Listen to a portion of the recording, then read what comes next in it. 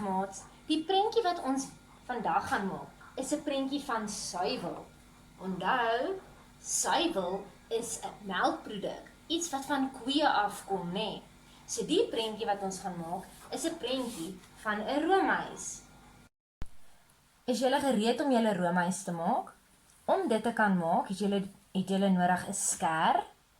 Julle het 'n driehoek nodig wat mamma vir julle moet teken. Onthou, 'n driehoek het 1, 2, 3 hoeke.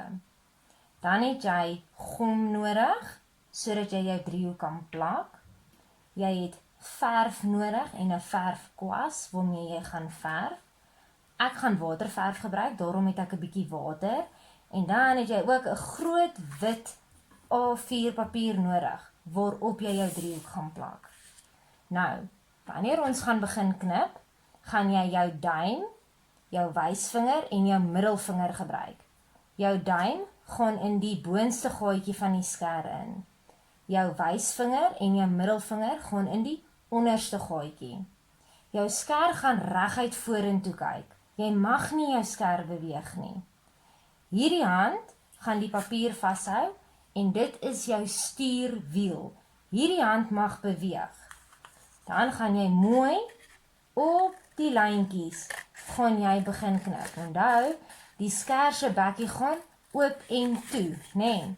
Soos wat ons op die lyntjies van die driehoek knip. As jy klaar om uitgeknip het,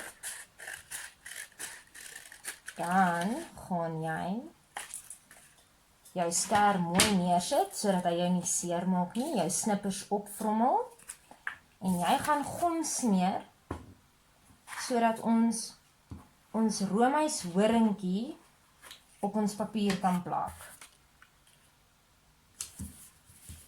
Asai. Nou, gaan jy vir jou roomysbolletjies verf. Enige kleur wat jy wil hê. Dit hoef nie dieselfde te wees nie. Juffrou gaan sommer begin met 'n blou roomysbolletjie. Onthou, die roomysbolletjies is mos sirkels, né? Dan gaan ek 'n pers roomysbolletjie vat.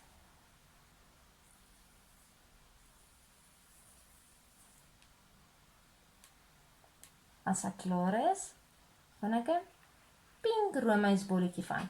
Jy kan jou roomys maak net soos wat jy hom wil hê. Jou roomys kan net een kleur wees, jou roomys kan verskillende kleure wees, net soos wat jy wil hê. Dan verf jy jou roomysbolletjies.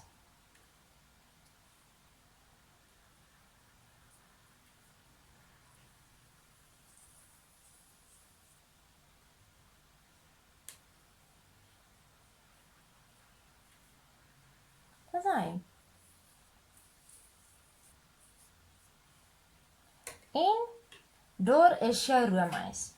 Onthou, 'n roomys is 'n suiwelproduk.